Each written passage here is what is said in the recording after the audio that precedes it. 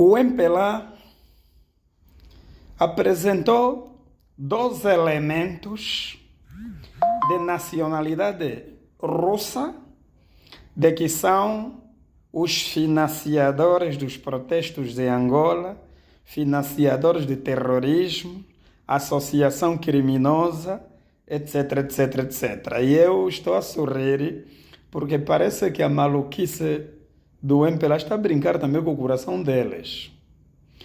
Os serviços de investigação criminal de Angola, ao apresentar 2 elementos russos, dizer que estão conectados com o grupo Wagner a apoiar protestos, vamos aqui separar as águas.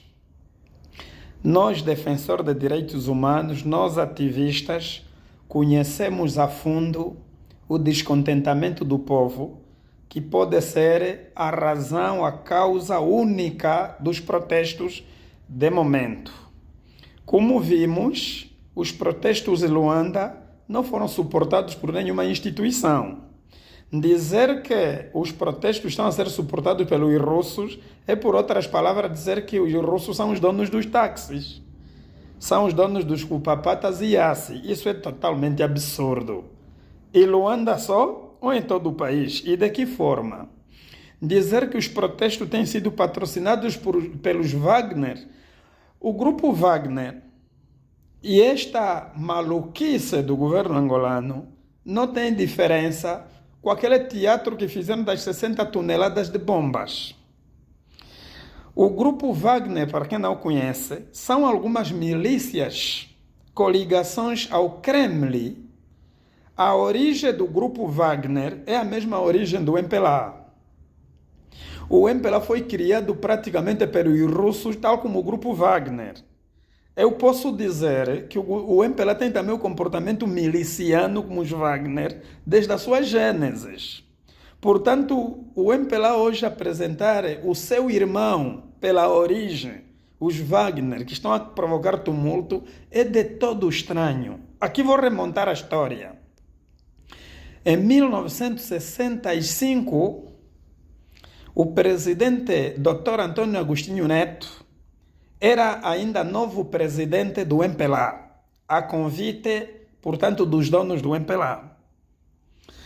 O presidente Dr. Antônio Agostinho Neto viajou para a União das Repúblicas Socialistas Soviéticas, URSS, na altura, juntamente com o secretário-geral do Partido Comunista Português, o senhor Álvaro Cunhal.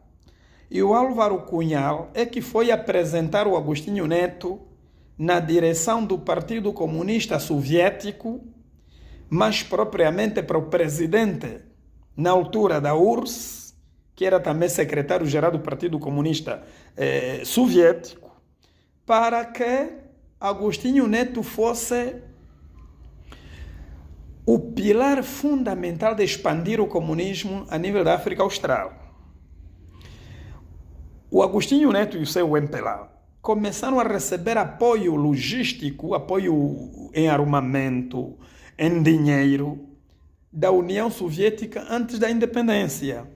Eu posso mesmo dizer que o MPLA é a criação da União Soviética.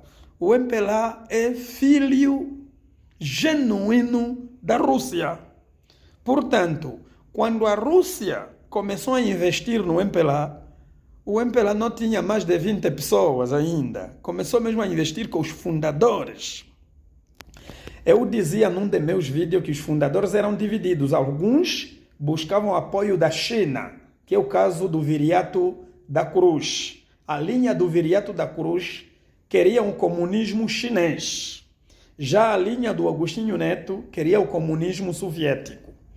Então, hoje, o MPLA apresentar alguns elementos ligados à Rússia que estão a desestabilizar o país em financiar protestos é uma maluquice, é uma distração, é um descuido de um lado. Do outro lado, é uma incoerência total com a sua própria história, com as suas próprias raízes. Foi a Rússia que colocou o MPLA no poder em Angola. Foi a Rússia, juntamente o Partido Comunista Português, que foram negociar com Fidel Castro em Cuba, antes da independência, para apoiar com homens para o MPLA se estabilizar no poder. Portanto, os cubanos, quando vieram para Angola, a pedido da União Soviética, foi para operar as armas sofisticadas que a União Soviética dava ao MPLA, que as Fápulas não tinham capacidade de manejar. Naquele tempo, Fápulas não conseguiam disparar o BM-21, Fápulas não conseguiam tripular o MiG-21, o MiG-22, o Morteiro 80, o Morteiro 81, o Canhão B-10, etc, etc. Então, havia muitos equipamentos militares que a tropa do MPLA não era capaz. Então, a União Soviética, o primeiro lote de armamento que a União Soviética entregou, desembarcou na Ponta Negra, onde aconteceu, e foi antes da independência. Desembarcou lá, o armamento veio para o corredor dos Congos, até entrar em Angola. Os primeiros contingentes cubanos se instalaram em Angola antes da independência. E depois, durante a proclamação da independência, estavam no Hotel Meridian, no Hotel Presidente, tudo a pedido da União Soviética. Portanto, a União Soviética conhece o MPLA da Gênesis até hoje. E tem havido interferências até da Rússia na manutenção das fraudes eleitorais em Angola. Portanto, é contrassenso, é contra a natura que hoje o MPLA apresente a Rússia como mão da fita. Devemos admirar onde é que parte essa análise. Terminando esta reflexão, eu digo, por experiência nossa de ativistas, que em Angola não existe qualquer financiamento de protestos, porque os protestos em Angola ainda são desorganizados. Os protestos em Angola não têm suporte institucional. Os protestos de Angola são poucos e espontâneos, ainda não são substantivos. O maior instigador dos protestos em Angola, o maior financiador dos protestos em Angola é a fome criada pelo MPLA, é a pobreza criada pelo MPLA, é a desorganização social criada pelo MPLA. Numa palavra, o problema dos protestos na República de Angola reside mesmo cá dentro. São problemas endógenos, não são exógenos. Ainda não existe nenhuma interferência externa. Os protestos em Angola estão num nível, numa proporção da qual nós, defensores de direitos humanos, ainda não estamos felizes. Não estamos felizes porque são protestos desorganizados, são protestos elementares, ainda não são protestos assim sérios. Pelo que o MPLA, se quiser ser olhado como uma instituição séria, não invente falsos problemas para justificar aquilo que poderia resolver internamente. E mais, dentro do próprio MPLA, tem generais formados na Rússia, tem polícias formados na Rússia, tem dirigentes até do Biro Político do MPLA formados na Rússia, que sentem vergonha, que não se envergonhem assim as pessoas.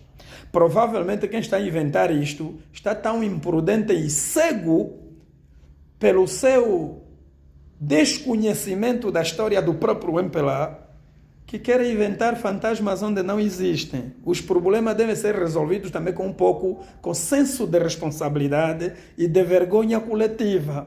Nós não conseguimos justificar perante o mundo aquele teatro de 60 toneladas de bombas, quando eram 2 granadas enferrujadas do tipo F1.